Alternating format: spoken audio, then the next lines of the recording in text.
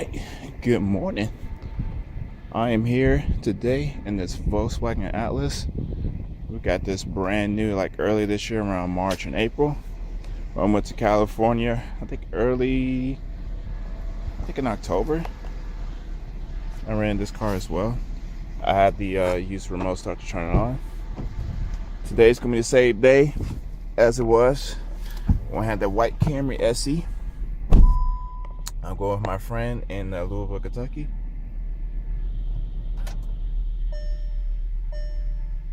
And I will do a my point of view on this Volkswagen Atlas here. So let's just go and do a little quick walk around. The styling, I would say, is very Volkswagen. It's nothing too outlandish. I do love the rear of it. I love the proportions. Everything about it is just spot on. Same signature, nothing, like I said, nothing special. You do have dual exhaust tips back here. I'm not for sure those are real or fake. More likely those are probably fake. Let's actually see down here. Yep, that's fake. Oh well. But for styling, I guess that's just how it is. The gas cap is on the right hand side. Let's go ahead and start in the back real quick. So the doors are actually locked. So you have a touchpad sensor. I'm not sure if you can really see it. The car is black and it's reflecting off this. There we go. That's a little sensor right here. When you touch it, it locks the door. So right now the doors are locked because I have the key in my pocket as we speak. So if I just put my hand behind it, it unlocks only this door. Okay. And if I do the same thing on this one, you can hear the doors unlock on this side. So if you have the key and you just want to, and I press the button twice, you just heard the horn. It's not the horn, it's like a little beep indicating that the door's locked. Once again. So if you want to just grab something out of this door per se, and you have the key fob in your pocket and you just open it, then you only open up this door in particular. Excuse the mess, I'll clean it up afterwards. But I just want to demonstrate the whole key fob and the open up the door and stuff like that. Let's see how I fare being 6'9", sitting back here, and I have plenty of leg room. Now the seat is all the way back. I just reclined the seat a little forward, just for myself. And being 6'9", man, this is spectacular back here. These type of SUVs I do like. I'm not a huge fan of crossovers. This actually is a 7-seater. You can put the 2 seats in the back down for extra cargo space. So, as I'm back here right now, the rear seat passengers have access to the climate control back here.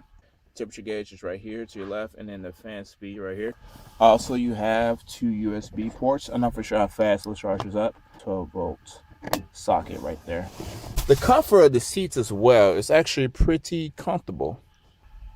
So I'm sitting in the passenger seat currently, and I still have enough room. I am comfortable. This can do if I'm like on a long. I do have heated seats, but only heats up the bottom part, not the back part. I'm pretty sure for a fact you get this vehicle equipped with heated and ventilated seats as well. You do have a USB port right here in the auxiliary.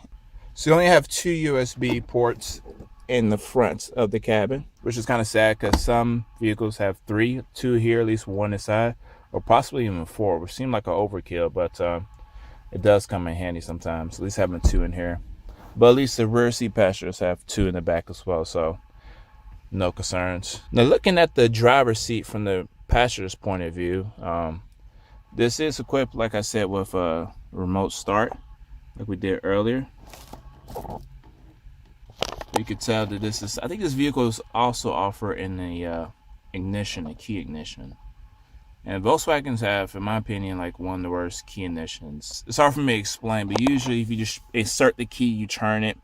But some Volkswagens, you insert the key, turn it, and you just like twist your freaking wrist just to start the vehicle over. It's apparent in the Volkswagen Jetta and the Golf. Those are only 2 Volkswagen products I've tested, or not tested, actually drove and experienced how you have to like twist your freaking wrist just to start the vehicle up. Also, you have your dome lights right here. You can turn off the doors on and off, and then the rear. I guess just to turn those on.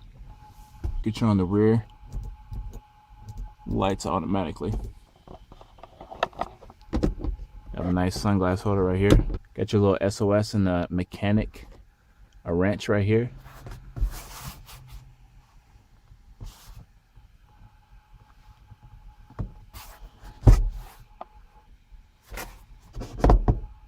being 6'9", I'm gonna go ahead and go and say this on record. This has the best driving position for someone like me. Someone like you, if you're 6'9", probably even taller. If you do not want to drive a large SUV per se, like a GMC Yukon, Chevrolet Tahoe, or Ford Expedition, I think you prefer the Volkswagen Atlas driving position. So I got my cruise control set at 83 miles per hour. I'm using my adaptive cruise right here. And I am approaching a minivan in front of us, oh so slowly. And as you'll see, my speed will drop in a second. So right now we're at 80 miles per hour, 79. So adaptive cruise has been out for quite some time, and on this Volkswagen Atlas, I got the SE model. So now I'm going to creep to like 75 miles an hour, and then I have the blind spot monitoring. It's flashing up right now, and it's going. So I'm gonna go ahead and switch on lanes here in a second, down to 69, and it's gonna go back to my set speed at 83 miles per hour.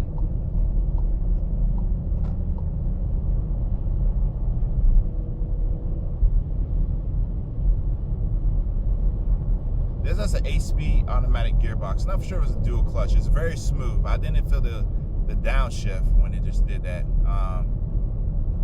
Some cars have a hard time adjusting the throttle when it's using cruise control. When I click this button underneath this radar guided cruise control, there's a picture of a sedan or SUV, obviously a Volkswagen product.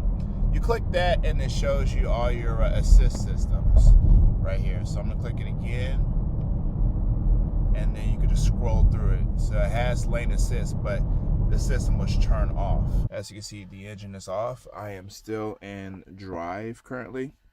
Now, most cars, if you left your foot off the brake pedal just a little bit, the engine will start back up, and it will in this case. But for some reason, if you put the car like into manual mode, in some like normal cars like a Malibu, I keep mentioning Malibu, but for instance, if you put the car into manual mode, the engine is still off. All right, I put it back into drive, and then when I put it in neutral, the engine is still off. So I'm gonna put it into reverse, and the engine obviously cuts back on. Now you can't turn off this auto stop start system right here. It'll say stop start system is deactivated. Turn back on, and it's active. So I didn't move an inch after this turn off and on the auto start system. Here's another little feature that's kind of different. If you turn the steering wheel just a little bit, the engine will turn right back on, which is kind of strange. Most cars with this auto stop system, if you just turn the steering wheel, stuff like that, then the engine will still be off. But if you put the car into neutral or into manual mode, even touch the gear lever, then the engine will turn on. So not all auto stop systems are the same. This Volkswagen shows the difference between them. And while ever since I put the car into reverse and turn on and off the auto system, the rear backup camera is still on. And sometimes you may find it lingering for a very long time, this backup camera system. So let's see how long it's going to stay on.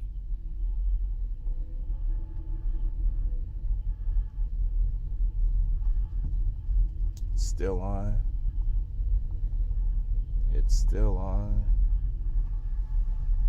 It's still on. I gotta put it back in reverse now. But thankfully, the camera's already open. Now I'm putting it back into drive. It's still on. It's still on. It's still on. There he goes. It's off. Usually it's longer than that. I think you go over a certain speed. But I did find myself going like 20, 25 miles an hour, and the backup camera was still lingering on. Another cool feature about the Atlas is, I'm not for sure my camera can actually pick it up, but as you are turning, the lights on the side will appear. Let me move this tissue box out the way. The lights on the side will appear. Let's see if it will turn on. Can't really tell, but all right, that light turned off. I'm now straight right now, so I'm gonna turn right, like a hard right, and let's see if the light will turn on. You see how that light just appeared? Now I'm gonna turn back to the left and light this off.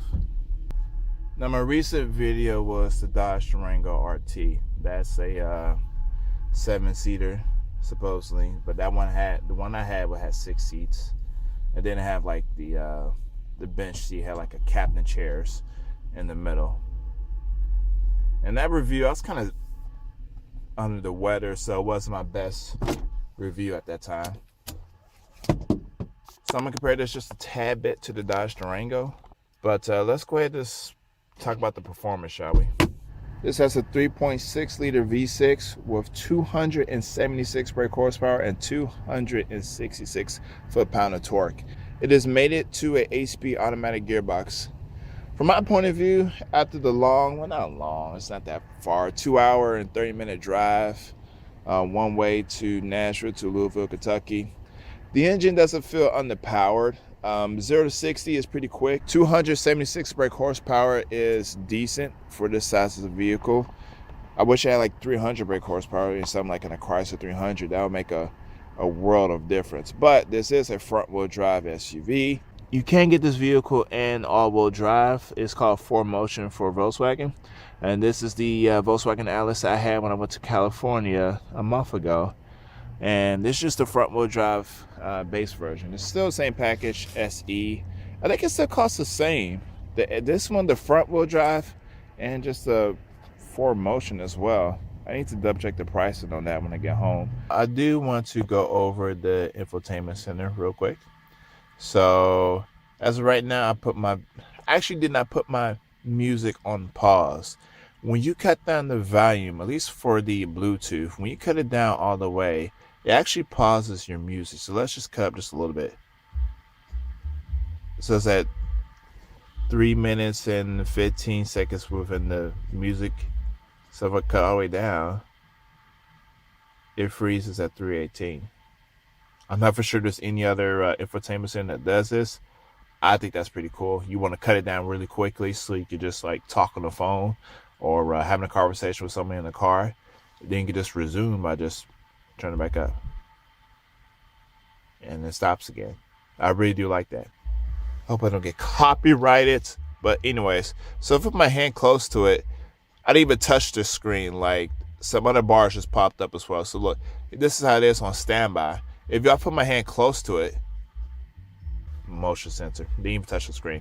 Anyways, so you click that. Click radio. Obviously, just goes to your radio, and then tap it again for your AM, FM, and tap it again for your satellite radio series, whichever you prefer to call it. Then you got your media. So this is where you click the media. Go to your source, your Bluetooth, auxiliary, USB 1, USB 2, CD.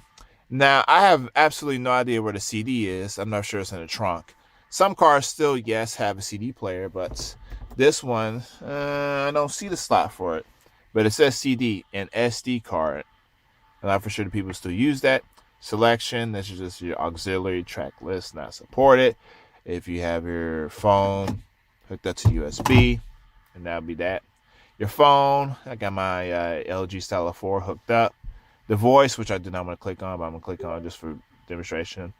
So you guys get examples of stuff like that you can go play with that. If you click your apps, it's just Android Auto, Apple CarPlay, etc. MirrorLink, I have no idea what that is, MirrorLink. Your sound, you do have to be a good DJ to play with this.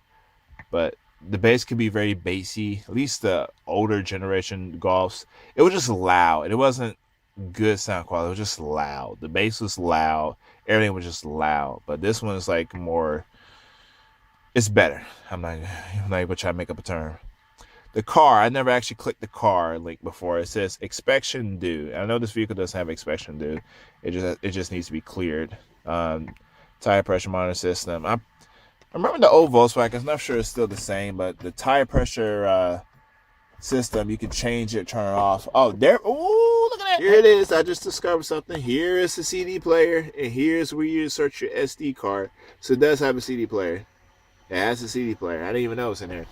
I opened up this glove compartment, but I didn't even know this was in here. So, yes, it has a CD player in here. Kind of got over dramatic there. So anyways, that was the car menu. And you have your other menu You just click everything, your media, radio, your images, and stuff like that.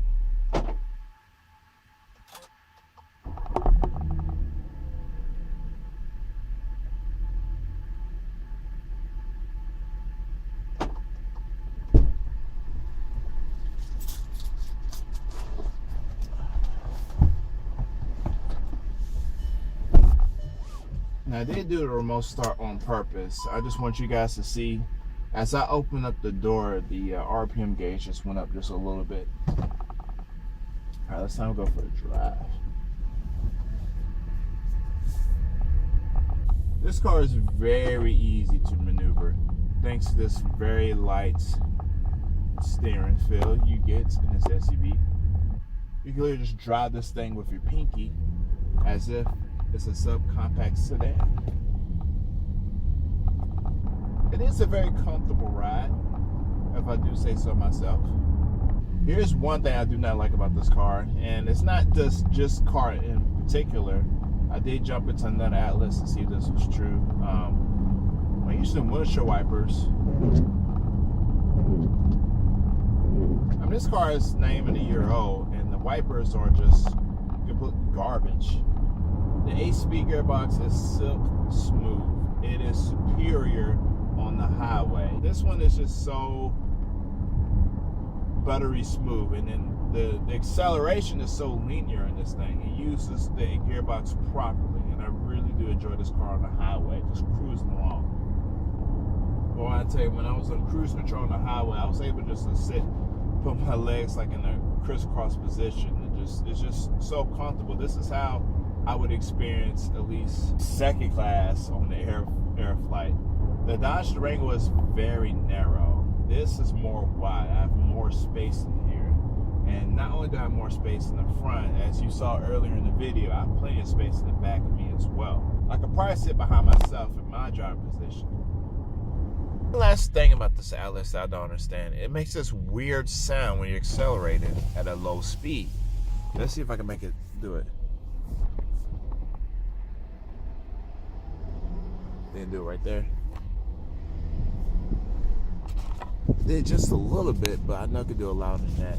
Anyways, I can't make it do that howling noise, but it makes a sound occasionally, which is a bit of a huge turnoff. Well, not a bit, a huge turnoff. The 2019 Atlas, what do I really think about it? What is my point of view? Well, let's just start off by the drive dynamics. You may be turned off by its light steering. Not the best looking SUV out there, but yet again, it's not the worst. So it's kind of mutual about that. I do believe it was a little bit of holiday romance when I drove the Atlas in California, but nonetheless, I was really excited to drive it again here in Nashville, just to see the difference between the front-wheel drive versus the 4Motion. Not a huge difference, I would say. Both drive the same, unless, especially with that very vague steering, but it will make it easy for some consumers to drive around. For the price, a base price of $30,000, this is pretty of a good car. If you were to get it with the push button, all the other type of technology, stuff like that, that's pretty of a good bargain. So, but for someone like me, 6'9", the drive position is, I would say this once again, spot on perfect for someone my height, or possibly if someone 6'9", 6'10" ish. I would say just give this a consideration if you're looking to buy another vehicle. Just take out for like a long, lengthy 90-minute test drive to see if you'll like it. Space is superb as well in the second row, and probably in the third row for some children, if you can move up the second row just up a little bit. No complaints on that. I have yet to see major issues with the Volkswagen Atlas, at least in our fleet. I'm really starting to dig it. So it's the first generation of Volkswagen Atlas. I'm not for sure if it could come back for a second generation, but from my point of view, it's a pretty decent SUV. I just wish that it had a better steering feel, more mechanical than electronical, and I wish it had just a tad bit more power. It's not underpowered, but a little bit more power would be pretty good. It spins its wheel just slightly too much. Not as bad as like a Kia Sorento, but it does spin its wheel just a little bit too much if you try to apply throttle in first and second gear while you're turning, trying to make a turn at low speeds. But I do see myself in the future in this Volkswagen Atlas. So only time will tell. Thank you guys for watching my video.